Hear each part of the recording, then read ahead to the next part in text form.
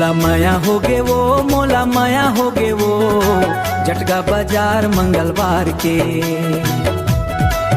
मोला माया होगे वो, मोला माया होगे वो, जटका बाजार मंगलवार के।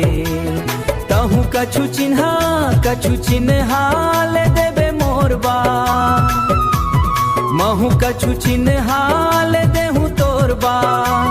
पहिले बे अपन समझ के तय, मोला माया होगे वो, मोला माया होगे वो, जटका बाजार मंगलवार के।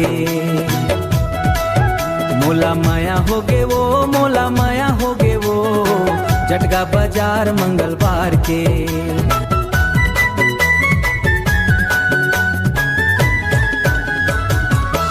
पहली नजर माँ माया होगे मोला, तोरे चेहरा हा नजर माँ मोर झूले। तोला ले आहूँ दुल्हन बना के, तोला ले आहूँ दुल्हन बना के। मोला माया होगे वो, मोला माया होगे वो, जटका बाजार मंगलवार के। मोला माया होगे वो, मोला माया होगे वो, जटका बाजार मंगलवार के।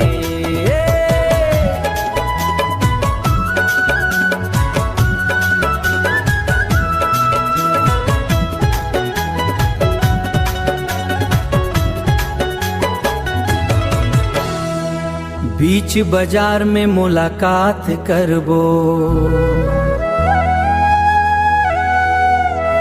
बीच बाजार में मुलाकात करबो। फिर हफ्ता आबे तय खर्चा उठाहूँ, लेह बर तोर बतियार हवा में। मोला माया होगे वो, मोला माया होगे वो, जटका बाजार मंगलवार के।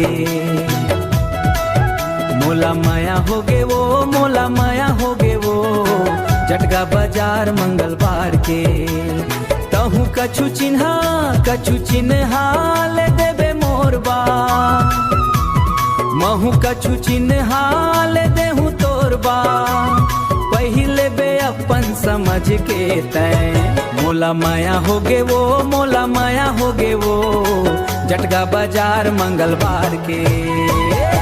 मोला माया होगे वो, मोला माया होगे वो, जटका बाजार मंगलवार के। मोला माया होगे वो, मोला माया होगे वो, जटका बाजार मंगलवार के। मोला माया होगे वो, मोला माया होगे वो, जटका बाजार मंगलवार के।